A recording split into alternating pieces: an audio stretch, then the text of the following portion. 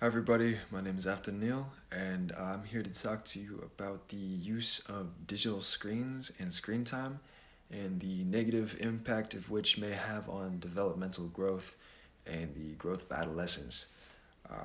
Today's society is full of digital screens and online media, um, with people carrying around smartphones and tablets practically everywhere they go. Our daily life is subjected to a large amount of screen time, whether you like it or not. However, too much screen time can definitely have a harmful effect on the human mind, especially when it is still developing. According to a study conducted by the Association for Psychological Science, they found that there was a significant negative correlation between retrospective digital engagement and adolescent well being.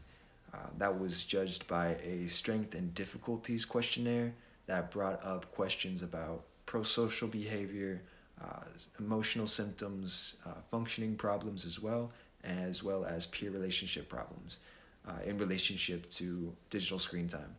Uh, this pairs up with the fact that human beings are social creatures that have evolved the necessity to face for face-to-face interaction, with those interactions being drastically reduced. However, due to technological stimulus, social skills can be greatly affected.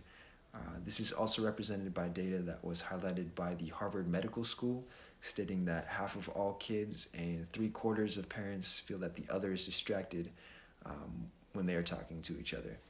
To give you an idea on the recommended amount of adolescent screen time, here's a short video uploaded by the Mayo Clinic News Network.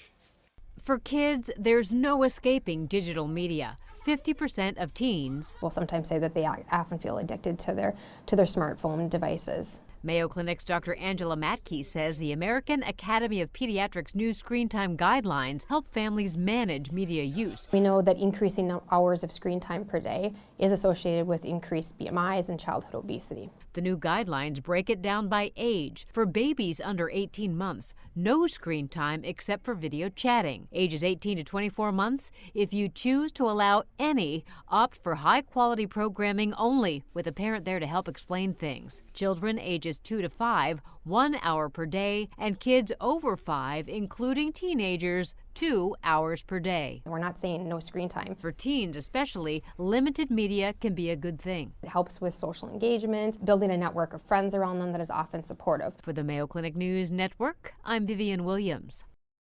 Now, not only are social skills affected by too much screen time, but the use of technology that emits light, especially blue light, can disrupt the body's circadian rhythm, which is an internal biological process that is put in place to maintain and regulate a healthy sleep-wake cycle. Exposure to light-emitting devices has been found to suppress the body's production of melatonin, which is the sleep-inducing hormone that typically increases in the evening hours before our circadian phase.